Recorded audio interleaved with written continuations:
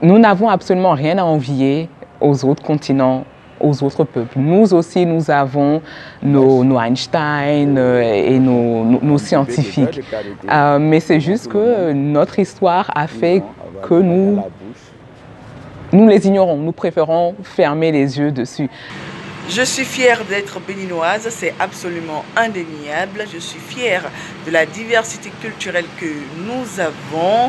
Ce n'est pas moi qui le dis, mais Adewale Falade est la présidente de l'association Meyuronto. Son combat à elle et celui de son père avant elle, c'est préserver et enrichir notre patrimoine culturel. C'est elle que je reçois cette semaine sur les cahiers de Gagnadelo.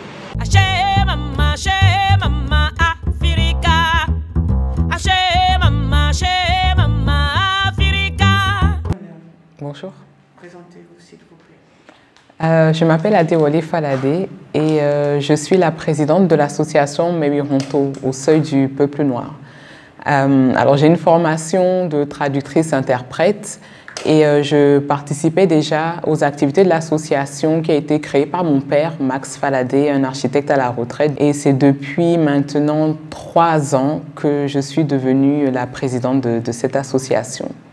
L'association Meyuronto est née à la fin de l'année 2006. Elle a commencé par le centenaire de la mort du roi Béhanzin.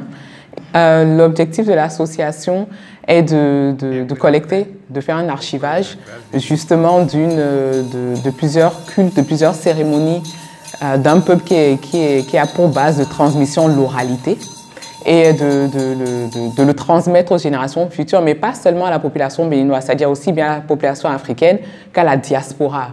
Depuis que je participe aux activités de l'association Meyuronto, j'ai découvert un autre univers que je côtoyais en fait et dont je ne me rendais pas compte de la complexité et de la profondeur. Nous sommes par exemple allés au nord et nous avons fait sur le fonio, sur la valeur ancestrale du fonio. Nous avons fait par exemple à Boikon, sur le village souterrain d'Agongwanto. Nous en avons fait aussi à Abomey, on a décortiqué les danses royales d'Abomey, d'où ça vient et ce que ça exprime. Nous en avons fait sur le gangan, le talking drum à Savet aussi, pour savoir encore une fois d'où ça vient, ce que ça exprime et qui peut en jouer. Si vous pouvez vous imaginer qu'il y a 400 ans, nos ancêtres en fait ont créé un système d'irrigation, un système de drainage, un système pour que le son ne sorte pas en creusant ces grottes-là, on me l'aurait dit, je n'aurais pas cru. Et c'est un patrimoine en fait qui est là et qui dort. J'ai appris qu'il y a 400 ans, il y a des personnes qui ont utilisé leur cerveau, qui ont réfléchi, qui se sont dit, on vit dans des conditions assez précaires, on ne sait pas comment conserver nos aliments, et on va les faire cuire de façon à ce qu'on puisse les garder pendant 10 jours. Mais ça, si vous le racontez à l'extérieur, on ne va pas vous croire, puisqu'on a l'habitude de penser qu'ici en Afrique, on n'a rien et qu'on nous a tout importé, qu'on nous a tout appris, alors que c'est absolument faux. Tout est là, il suffit juste que nous soyons un minimum curieux. Et que nous allons à la découverte des trésors que nous avons, tout simplement. Prochains projets sont, entre autres, de continuer notre émission mensuelle qui est diffusée depuis janvier 2015 sur le RTB, qui s'appelle Mon patrimoine, ma richesse. Par exemple, là, nous avons une qui parle du culte Egungun.